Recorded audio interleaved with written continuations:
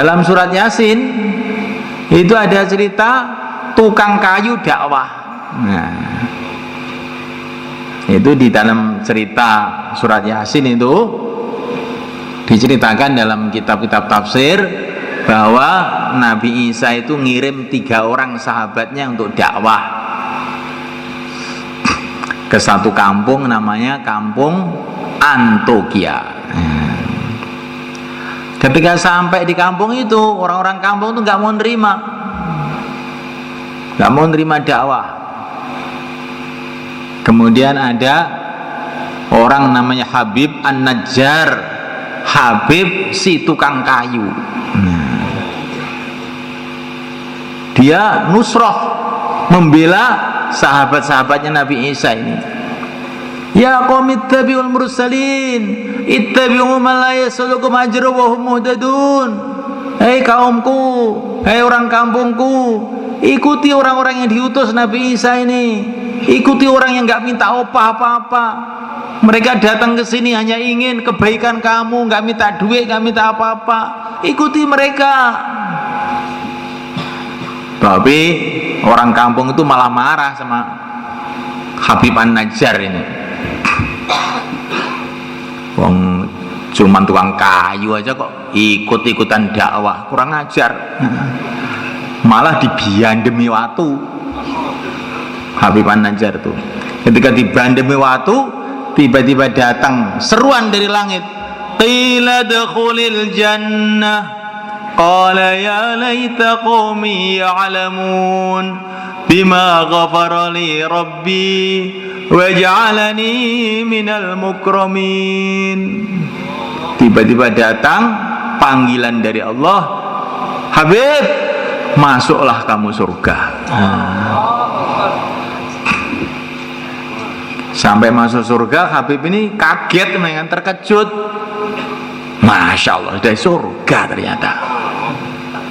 Alangkah senangnya seumpama kaum saya itu tahu keadaan saya sekarang seperti ini, tentu mereka semua akan ikut dakwah semua. Tapi mereka sudah nggak bisa melihat saya, sudah di surga.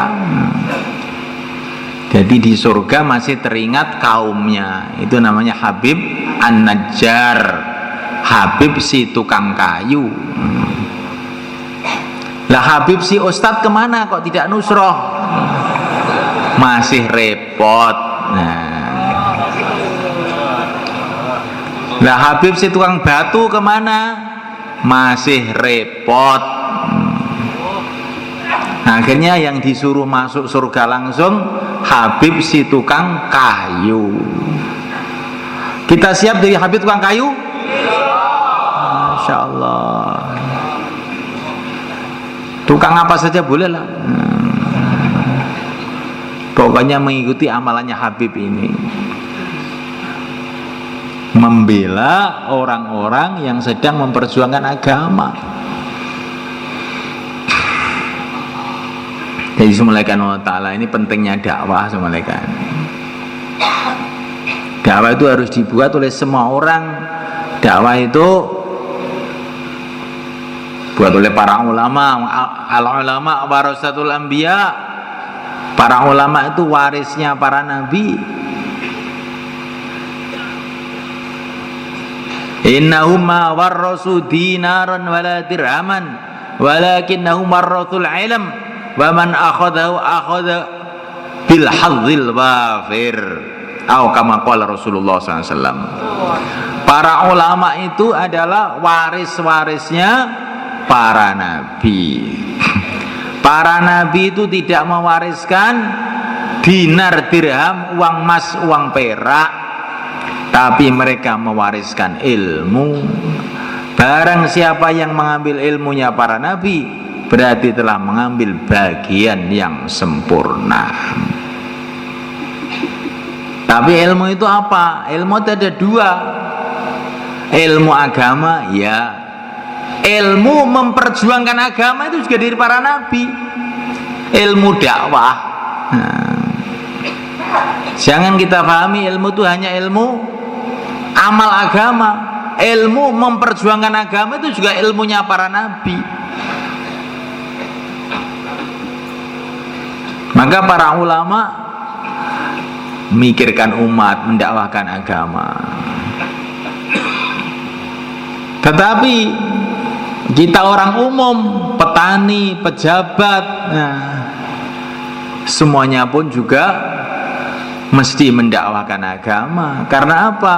Karena dengan mendakwahkan agama itu iman kita akan meningkat, dan imannya umat akan meningkat.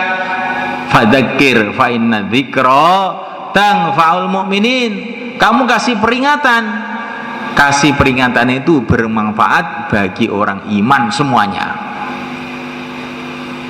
Memberikan peringatan itu bukan bermanfaat untuk orang yang diingatkan, dan juga bukan bermanfaat bagi orang yang mengingatkan.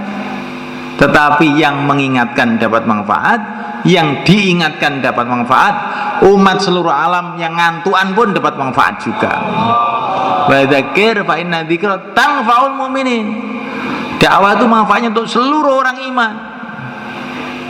Tentu semua dapat manfaat, tapi yang paling dapat manfaatnya yang banyak usahanya, banyak mujahadahnya. Inna ma'ajruki ala qadari nasobiki, kata Nabi. Mana yang lebih banyak susah payah dapat pahala banyak. Yang dengar dapat juga, ini juga mujahadah loh dengar itu. Yang ngantuk pun dapat pahala insya Allah. Tapi pahalanya yang ngantuk dengan yang melek insya Allah tidak sama. Insya Allah begitu.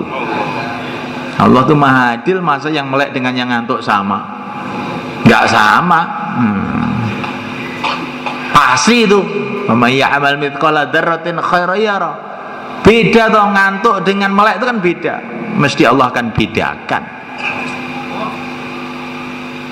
Tapi saya ini walaupun ngantuk begini Pak, tapi nanti siap 4 bulan.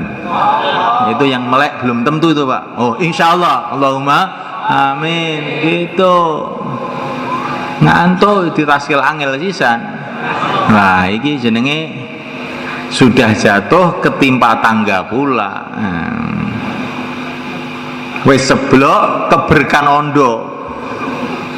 Omahe sisan. Lah tambah nemen. Ya. Ngantuk oleh tapi nek ditaskil ndang ngadeg. Insyaallah Bang nggih. Niki tenanan niki, ketok guyon tapi tenanan niki.